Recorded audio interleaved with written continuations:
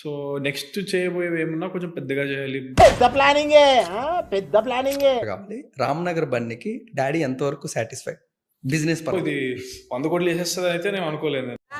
అన్నా ఒకవేళ చేసినా కూడా నేను నిజంగా అంత హ్యాపీ కూడా కాదు. నెక్స్ట్ ఏంటని ఆలోచిస్తా. వీడప్పుడే బీబీసీ రేంజ్ లో ఎంచుకుంటున్నాడు. ఎప్పటికైనా సరే హిట్ అయితే 100% కొడతా. చాలా పెద్ద హిట్ కొట్టాలి. యునానిమస్ గా ఎక్కడైనా సరే హీరో మెటీరియల్ అనే అన్నారు అందరూ. అవన్నీ నమ్మే ఉంటే నీ ఫేస్ లాగే నువ్వు ఏదో కన్నాలేసుకు బతకాల్సి వస్తుందిరా. పర్లేదు, మా డాడీ కొంచెం సంపాదించిండు, నటుడుగా సంపాదించాం. ఇప్పుడు ఇంకో సినిమా ఆయనే ప్రొడ్యూస్ చేస్తా అంటున్నారు. ఆ సినిమా ఫ్లాప్ అయితే రోడ్లో పడిపోతుంది కంప్లీట్ ఇల్లు అమ్మేసి. నుండి బుల్లితెర మెగాస్టార్. ఒకవేళ నేను మా ఫాదర్ కి పుట్టుండకపోతే నాకు తెలిసి నేను ఈ పాటికి ఒక 10-15 మూవీలు చేసేటోడు. నేను మా రామ్నగర్ బన్నీ కూడా నేను వద్దన్నా. హీరో కావాల్సిన ఫిట్నెస్ మెయింటైన్ చేస్తున్నా. కనపడి తర్వాత మీకు హృతిక్ రోషన్ లాగా మంచి బాడీతో కనపడితే హృతిక్ రోషన్ దేనికి పనికిరాడు. నిజమే. ఓకే, మన యాక్టింగ్ అనేది మనకి నేర్చుకునేది కాదు, భయపడుతూ ఉండాలి. అది బయట ప్రొడ్యూసర్స్ వస్తున్నారు నాతో చేయడానికి. ఇప్పుడు మనం ఎందుకు దూల మధ్యలో రిస్క్ కదా. మరి రిస్క్ చేయింది ఎట్లా? What about acting? లేదంటే నాకు నా ఒపీనియన్ లో నేర్చుకోవడానికి ఏం లేదు యాక్టింగ్ లో. ఏం యాక్టింగ్ చేసినావు రా కౌశిక్? సార్ పెద్ద హీరో సినిమాలు వచ్చిందాక నాది ఎక్కువ వచ్చింది టీఆర్పీ ఆ రోజు. కానీ నేను చాలా కాన్ఫిడెంట్, నేను యాక్టింగ్ చాలా ఈజీ నాకు. నాకేమి కష్టం అనిపేది యాక్టింగ్. ఈ డైలాగ్ ఎక్కడో ఎన్నట్టుంది. Nothing easy for me. ఒంటి కాలుతో చేస్తూ ఉంటాను. మీకు స్క్రీన్ కి తగ్గట్టుగా నేను మీకు ఫిట్ గానే ఒక హీరో లాగా కనిపిస్తా. ఇలా కనిపించేసరికి హీరో అనుకుంటున్నాడు. హీరోనేరా హీరో. యాక్టర్ గా ఈ డైరెక్టర్ తోని టాప్ డైరెక్టర్స్ తో ఛాన్స్ వస్తుంది, నాకు కూడా ఉంది చేయాలని.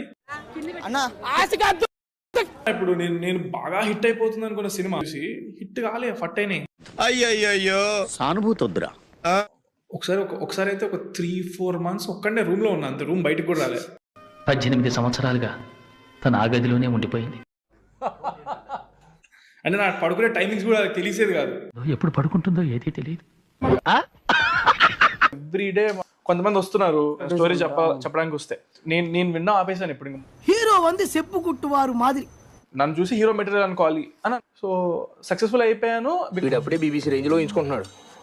కానీ ఏం చేసినా కొంచెం పెద్దగా చేయాలి అనేది పెద్ద ప్లానింగే. మా డాడీ ఒక స్టార్ అనేది నాకు చిన్నప్పుడే అర్థమైపోయింది. రామచంద్ర ఈ ఓవరాక్షన్ భరించలేకపోతున్నాను రా. ఏ మూవీ చూస్తే ఆ మూవీలో హీరో నేనే ఫీల్ అయిపోయాడు. హీరో అనుకుంటున్నాడు. హీరోనేరా హీరో. సో అందుకే ఇమీడియట్ గా ఇప్పుడు ఇంకోటి ప్లాన్ చేస్తారు మా ఫాదర్. ఆ సినిమా ఫ్లాప్ అయితే రోడ్లో పడిపోతుంది కంప్లీట్ ఇల్లు అమ్మేసి. నాన్నగారికి వర్కౌట్ అయిందని ఎందుకంటే డబ్బులు పెట్టింది. అది నేను వద్దంటున్నా. నా నోస్ అన్న. స్పైడర్ మ్యాన్ చూసాను, స్పైడర్ మ్యాన్ ట్రాన్స్ లో సెకండ్ ఫ్లోర్ నుంచి దూకేసా. మెగాస్టార్ అని అంటారు.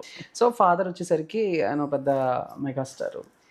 అంటే అప్పుడే మీకు ఎవరు ఇవ్వలేదు, నేనే పెట్టుకున్నా స్క్రీన్ నేమ్. నేను మెచ్యూర్ అయిపోయాను అనుకుంటే ఇంకా నువ్వేం చెప్పావు నీకైనా అర్థమైందా? అయ్యో మగాళ్ళు మెచ్యూర్డ్ అయితే ఎన్ని మెచ్యూర్డ్ ఫంక్షన్ చేసినా సరిపోతుంది.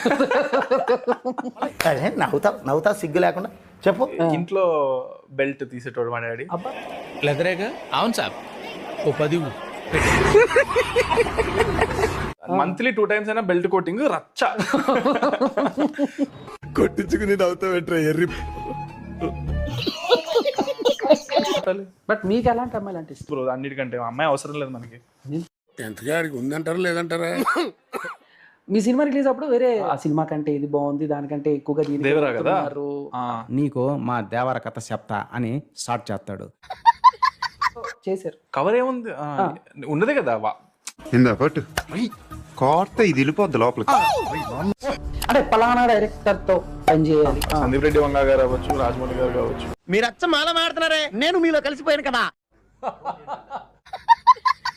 నేను నైట్ పడుకోను, చేస్తే అంతే. అదే గోల్. 5 రూపాయలు ఆశిస్తున్నా నువ్వు. గోల్ వాళ్ళతో చేస్తే బాగుంటుంది చాలా. ఇంకా చాలే ఆపరా.